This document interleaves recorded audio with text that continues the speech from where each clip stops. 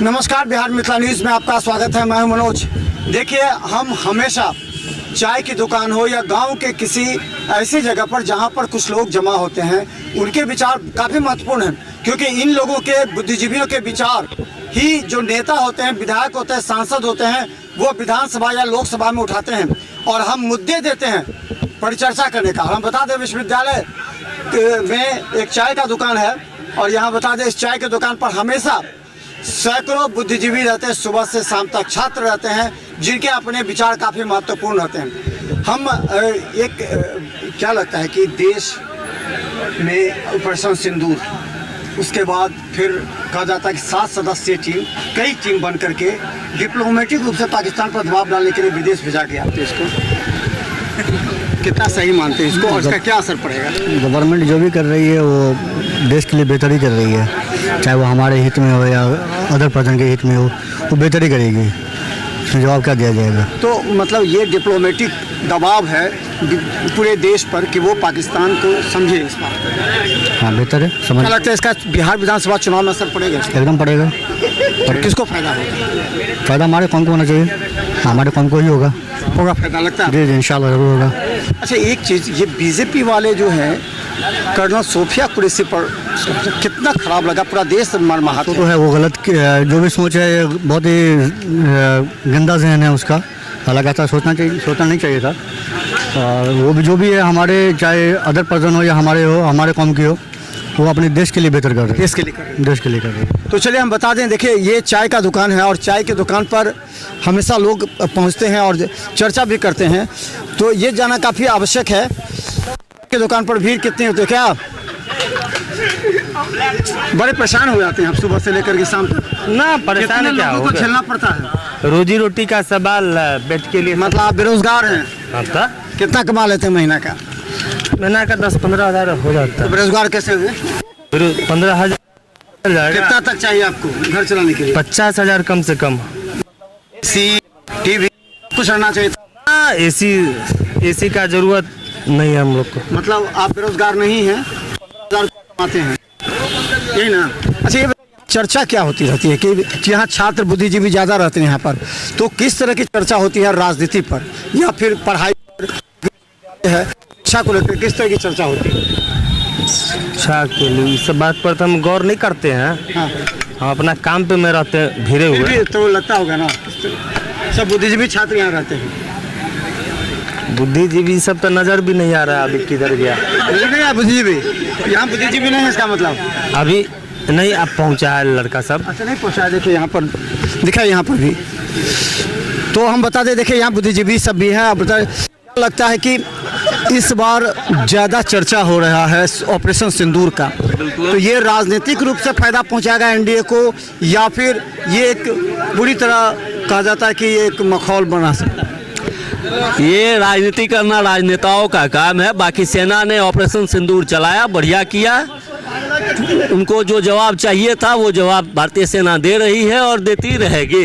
बाकी राजनेताओं का काम है राजनीति करना, उनको मुद्दे चाहिए, वो कोई ना कोई मुद्दा ढूंढते हैं। अच्छा, क्या लगता है कि ये जो सीज फायर हुआ है उस पर सवाल उठ रहे हैं, जो आखिर ये अमेरिका क्यों सीज फायर करवा रहा है? अमेरिका क्यों बीच में आ गया? और अमेरिका के लिए गुड टेररिज्म और बैड टेररिज्म दोनों क्या है?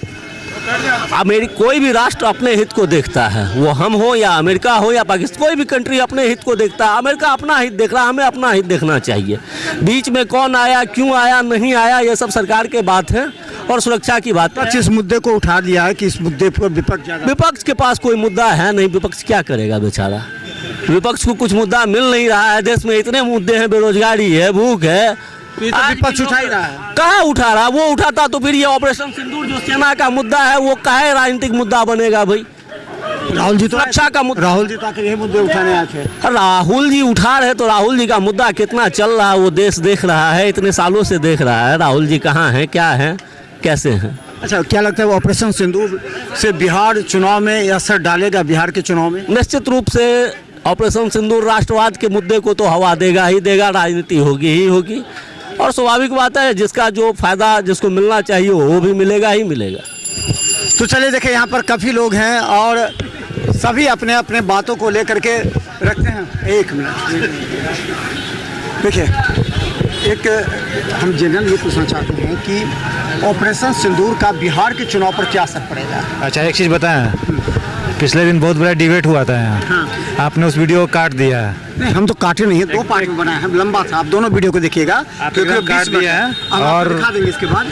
और वो चीज़ चला भी नहीं, नहीं चल दिखा देंगे, हम वीडियो को काटते नहीं समझे? है। तो इसलिए फालतू का ये सब लेने से क्या फायदा है फिर? 20 मिनट का वीडियो था, 10-10 मिनट का हाँ। हम आपको दिखा देंगे। लेकिन एक बात यह है, क्या इसका बिहार चुनाव पर असर पड़ेगा? अब बिहार चुनाव का असर क्या पड़ेगा नहीं पड़ेगा वो बिहार के चुनाव में पता चलेगा। हाँ, और क्या। तो आपको लगता है कि इस बार मुद्दा क्या है हो सकता है बिहार के चुनाव में? मुद्दा बेरोजगारी, महंगाई, ये तो सब कहते आ रहे हैं, ये हर चुनाव में रहता हाँ, है। एकदम। लेकिन फिर तो कोई बात होती नहीं है, फिर तो जिसकी सरकार बनना बन ही जाती है। क्या लगता है कोई भी सरकार बने, महंगाई बेरोजगारी पर रोक लग सकती है क्या? हाँ, बिल्कुल लग सकती है। अगर सरकार चाहेगी तो बेरोजगारों को रोजगार दिया जा सकता है। जिस तरह से अगर रोजगार का मुद्दा अगर सब कोई उठाएगा तो हम मानते हैं कि मैंने कोई नेता अगर चाहे सीरियसली काम करना बिल्कुल। तो रोक लग सकता बिहार। एकदम हो सकता है, क्यों नहीं हो सकता है, एकदम हो सकता है। अच्छा, लगता है कि बिहार में जिस तरह सैलरी बढ़ी है, लोगों की आमदनी बढ़ी है, लोग पहले जिस स्टेटस में रहते थे अब उससे ज़्यादा रहते हैं। अब मॉल, अभी हम मॉल देख रहे हैं, ऑनलाइन ऑर्डर देख रहे हैं कि सब, पहले लोग नहीं खाते थे, अब तो ऑनलाइन ऑर्डर हो रहा है, तो आमदनी तो बढ़ी है ना। आप मॉल, ऑनलाइन, ये सब से नहीं आप जज नहीं कर सकते हैं। अब सबके पास कार्ड भी है, सब EMI पर जी रहा है, सब EMI से ऑर्डर करता है, आ जाता है कुछ, तो उससे आप कैसे जज कर लीजिए कि आमदनी बढ़ गया सबका? आमदनी भी नहीं बढ़ा है और बेरोजगारी भी चरम पर है, और इसके लिए अभी सरकार कुछ नहीं कर रही है, ये सच्चाई बात है। जब 5 किलो अनाज पर क्या कहेंगे? 5 किलो अनाज से तो पूरा देश के लोग कह रहे हैं कि हाँ 5 किलो अनाज है, इसलिए हमने वोट दिया लोकसभा में। देखिए, जहाँ तक अनाज का सवाल है, अनाज उन लोगों को मिलना चाहिए था जिनको ज़रूरत है, लेकिन आज की डेट में यह एक राजनीतिक मुद्दा बन के रह गया है, ठीक है? तो इसका कोई मतलब नहीं है, इससे और आप किसी के निकम्मा बना रहे हैं। बेसिकली बात यही है कि अनाज फ्री उड़ी फ्री वाला सामान नहीं होना चाहिए, नहीं होना चाहिए। नहीं होना चाहिए। तो देखिए, और हम बता दें कि यहाँ पर काफ़ी लोग हैं जो अपने अपने इस मुद्दे पर विचार भी रखना चाहते हैं और रखें भी सकते हैं। इस बार एक बड़ा सवाल है, आप युवा भी हैं, ये फ्री का सिस्टम सभी लॉन्च कर रहे हैं, आरजेडी भी कर रही है, दिल्ली में आम आदमी पार्टी कही, बीजेपी भी कही, कांग्रेस भी कही। क्या लगता है फ्री सिस्टम हमारे समाज को कितना बढ़ा सकता है या फिर जो समस्या उसको निदान कर सकता है? नहीं, फ्री तो किसी भी एंगल से सही नहीं है, लेकिन हाँ कुछ वर्ग ऐसे कमज़ोर हैं जो बहुत ही अभी भी पीछे छूट गए हैं, तो उनके लिए एक बहुत अच्छा काम करेगा। लेकिन ये फ्री का सुविधा कहाँ तक जा रहा है, ये भी जनगणना करना है गवर्नमेंट को ही, कि अगर हम फ्री दे रहे हैं तो किसके लिए दे रहे हैं, उस तक पहुंच रहा है कि नहीं। उसमें भी करप्शन अगर हो रहा है कहीं पे, चाहे अपर लेवल पे हो या जिन लोगों को मिलना चाहिए, जो उचित हकदार हैं उस चीज़ का, उनको नहीं मिल रहा है, तो ये देखने का जिम्मेवारी किसकी है? ये भी तो गवर्नमेंट की है। तो फ्री एक हद तक सही है, लेकिन इस फ्री को परमानेंटली देना और एक पार्टी को दूसरे पार्टी से कॉपी करना, पेस्ट करना, ये पॉलिसी सही नहीं है गवर्नमेंट का। फ्री बहुत ही लिमिटेड रहना चाहिए और उनके लिए होना चाहिए जिनको हकदार हैं। ये तय कौन करेगा? यहाँ तो सब पंचायत में होते हैं, मुखिया हमारा वोट बैंक नहीं जाए तो सबको दे दिए, जो 4-4 मंजिला है उनको भी 5 किलो अनाज ले जा रहे हैं। तो ये कहने का मतलब ये तो गवर्नमेंट को ही तय करना है कि उनकी क्या कैरेक्टेरिया होनी चाहिए। अगर आप ऊपर से इसको नियम को टाइट करेंगे, जो आपका एडमिनिस्ट्रेशन है, जो आपका ब्यूरोक्रेसी है, अगर वो ऑनेस्टली देखेंगे कि जो हमारा डीलर है वो किस स्तर से किस लोगों को कितना दे रहे हैं और वो कैपेबल है अगर, तो उनको फिर क्यों दे रहे हैं, तो ये तो उनको देखना पड़ेगा ना। कोई निगरानी करने वाला होना बिल्कुल होना ही चाहिए। बता दें, आप लगता है कि किसी दल से संबंध जरूर रखते होंगे? हाँ जी, किससे? हम तो राष्ट्रीय जनता दल के हैं। राष्ट्रीय जनता दल है जी। अभी युवा कह रहे हैं कि फ्री नहीं होना चाहिए, अभी राजद फ्री के कह रही है, 300-200 यूनिट बिजली फ्री, 500 रुपये में गैस सिलेंडर। तो क्या लगता है कि ये कितना ज़्यादा? मोदी जी 5 किलो अनाज फ्री कर दिए, तो ये फ्री सिस्टम कितना तक? मोदी जी तो अनाज फ्री कर दिए, लेकिन शिक्षा और स्वास्थ्य महंगा कर दिए। गैस सिलेंडर देखिए अभी कितना, 1100 रुपये मिलता है। महंगाई चरम सीमा पर चला गया, एजुकेशन का स्तर गिरते जा रहा है और अनाज 50 किलो गरीब को देना चाहिए। अब 5 महल का बिल्डिंग है उसको भी मिल रहा है, उससे क्या फ़ायदा है? अनाज उसको मिलना चाहिए, उसमें एक मापदंड निर्धारित होना चाहिए, गरीब आदमी को मिलना चाहिए। एजुकेशन गरीब आदमी को। भाई बहन योजना भी आप लोग चला रहे हैं, वो भी अरे 2500 रुपया मिलेगा, 200 यूनिट बिजली फ्री मिलेगा, तो ये फ्री ये फ्री महिला का एक सम्मान होगा, उसमें 2500 रुपया मिलेगा जिससे घर चलाएगा महिला। हाँ 200 यूनिट बिजली फ्री, वो भी ठीक है। मैंने आप फ्री दीजिए तो ठीक है, नहीं, अब नहीं। मोदी जी फ्री दे तो गड़बड़ है। जो जरूरी फ्री चीज़, अभी शिक्षा फ्री करे मोदी जी, 5 किलो अनाज पर तो सब वोट दे दिया मोदी जी को, तो वही बुर्बक है ना जनता। तो फिर भी तो लाइन में लगा हुआ है ना, लाइन में लगा तो जनता को ठग रहा है मोदी, ललीपॉप दे तो रहा है, ले भी रहा है, ले भी रहा है। ना बंद कर दे तो नहीं देंगे, देना ही बंद कर दे, फ्री में देना चाहेगा तो कौन ले लेगा? तो ये फ्री वही तो कहे। हाँ उस सब से कुछ नहीं होगा। अच्छा, अभी दिल्ली में बस में जो फ्री था महिलाओं के लिए बंद कर दिया गया, वहाँ भी सिस्टम आवाज है कि नहीं पैसा दीजिए। अब देखिए जो किया था वहाँ केजरीवाल जी, गरीब खुशहाल था, अब वहाँ अमीर खुशहाल है, गरीब दुख में है।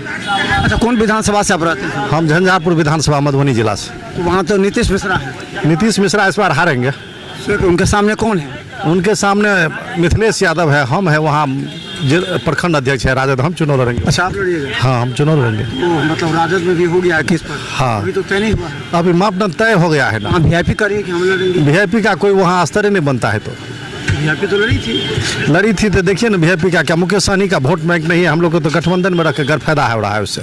मुकेश सहनी साहब को फायदा हो रहा है, गैरफायदा हो रहा है मुकेश सहनी। राजद अपने सक्षम है। हाँ राजद अपना सक्षम है, उससे कोई वोट बैंक टिकट बेचने का काम करता है, तेजस्वी उसको रखना ही नहीं चाहिए।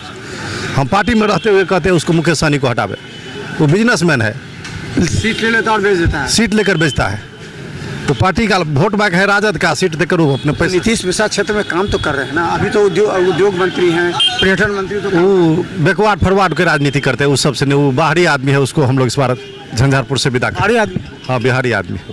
तो चलिए हम बता दें, और भी कई लोग हमारे नज़र पर आएंगे जो चर्चा करेंगे जिसका हम, क्योंकि ये काफ़ी गंभीर विषय भी है और मुद्दा भी है, और हम चाय की दुकान पर ही चर्चा करते हैं। कई लोग, क्या सब कुछ ठीक ठाक है? सब बढ़िया। अच्छा, ये चाय का दुकान इतना फेमस क्यों हो गया है? वो पंकज भैया बताएंगे। पंकज इतना क्या करता है? चाय में कुछ मिलाता उलाता है क्या, कि भीड़ हो जाता है ज़्यादा? पी के देखिए ना, क्या पता चल जाएगा। ये तो हम भी है तो सॉरी। अच्छा, एक चीज़ बताइए कि युवा को क्या चाहिए सरकार से? पंकज भैया से चाय चाहिए, सरकार के बारे में मत बोलिए। पंकज तो कहता है कि बेरोजगारी ज़्यादा है, हम तो 10-15 हज़ार कमाते हैं, हम बेरोजगार हैं। तो पंकज भैया पंकज बेरोजगार क्या है? बोल रहे हैं आप? ये बेरोजगार हैं बोल रहे हैं अभी भी हम। ये सुबह से शाम लगे रहते। तो और हम बता दें, हमारे साथ कुछ और लोग भी होंगे जो बात करेंगे। और